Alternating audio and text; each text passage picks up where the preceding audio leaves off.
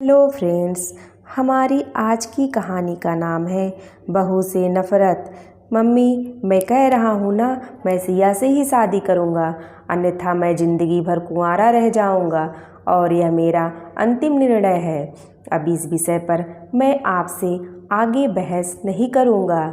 तभी अभिनव की मम्मी रमा जी ने कहा, बेटा तू समझता क्यों नहीं है?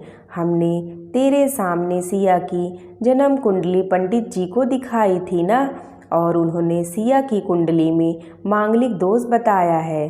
अब तू बता, सब कुछ पता होते हुए हम तेरी शादी एक मांगलिक लड़की से कैसे कर दें?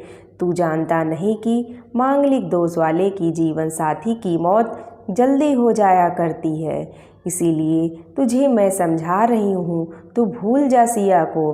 रमा जी ने अभिनव को बहुत समझाया, पर अभिनव का कहना था कि जब मैंने सिया से प्यार किया था तब मैंने उसके साथ प्यार करते हुए जन्म कुंडली का मिलान नहीं किया था, ना ही मैं इन मिलानों को मानता हूँ। इसीलिए अब बस मैं शादी करूँगा तो सिर्फ सिया से, और यह मेरा आखिरी फैसला है। आखिर रमा जी को अपने बेटे की जिद के आगे झुकना पड़ा और पंडित जी के द्वारा बताए गए अनुसार सिया के मंगल दोष को दूर करने के लिए अभिनव के साथ शादी करने से पहले सिया की शादी एक पेड़ के साथ करवाई गई और उसके बाद सिया ने अभिनव से शादी करी।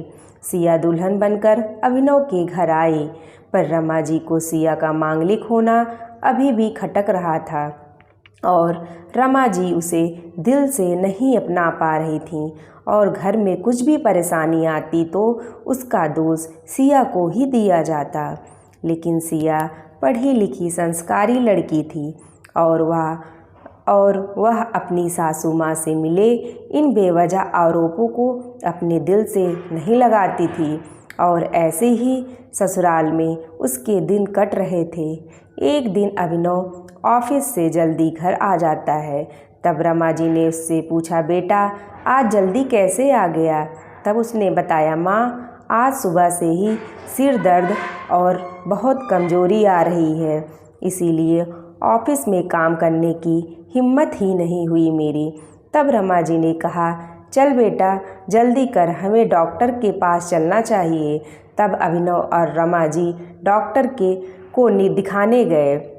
डॉक्टर को दिखाने के बाद मालूम पड़ा कि अभिनव को पीलिया हो गया है, और दोनों जैसे ही घर लौटे रमा जी ने घर को सिर पर उठा लिया और कहने लगी, जब से यह लड़की हमारे घर में आई है तब से हमारे घर में परेशानी और बीमारियां भी साथ में लेकर आई है। इसके कदम ही अशुभ हैं। अब देखो इसका मांगलिक दोष हमारे बेटे पर भी असर करने लग गया है।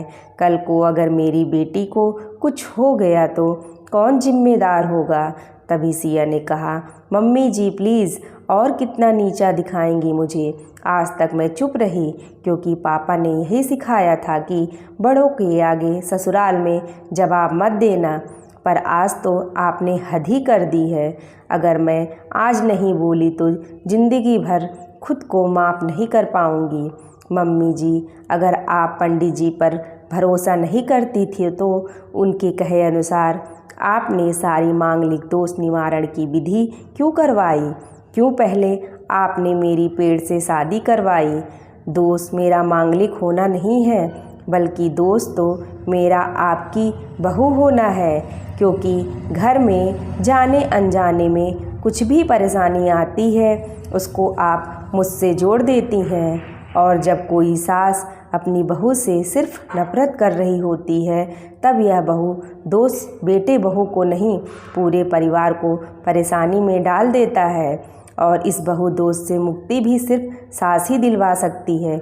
बहू को अपनी बहू माने, उसे दिल से अपनाए, उसे भी सम्मान दे और यह महसूस कराए कि वह भी इस परिवार का सदस्य है।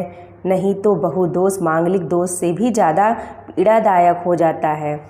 सिया की कही हुई बातें रमा जी के दिल को झकझोर रही थी और उन्हें मन ही मन पश्चाताप भी हो रहा था। उस समय उन्होंने सिया को कुछ भी नहीं कहा। थोड़े दिन बाद अभिनव बिल्कुल ठीक हो गया और ऑफिस जाने लगा और 1 महीने बाद अभिनव की सैलरी भी बढ़ गई। तब उसने घर आकर इसका श्रेय सिया को दिया। तो रमा जी बोली, हाँ सही है बेटा, तू तो सारा श्रेय बहू को ही देगा। तेरी माँ का आशीर्वाद भी तो तेरी प्रगति के पीछे रहता है। तेरा साथ, तू तो मुझे श्रेय देना भूल ही गया। तब अभिनव ने कहा, माँ इस बार सिया का मांगलिक दोष मुझ पर और न ही मेरी तरक्की पर नहीं लगा।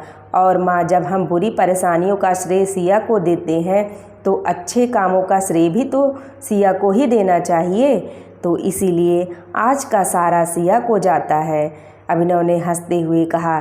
तब सिया बोली, अभिनव तो क्या तुम भी मुझे ऐसा समझते हो? तब अभिनव ने कहा, नहीं सिया, बिल्कुल नहीं, बल्कि मैं तो माँ को यह समझाना चाह रहा हूँ कि सुख दुख हमारे जीवन का हिस्सा है और कभी जीवन में खुशियाँ आती हैं तो कभी गम भी आते हैं। इसके लिए हमें परिवार के सदस्य या अपनी बहू को दोष देना उचित नहीं है।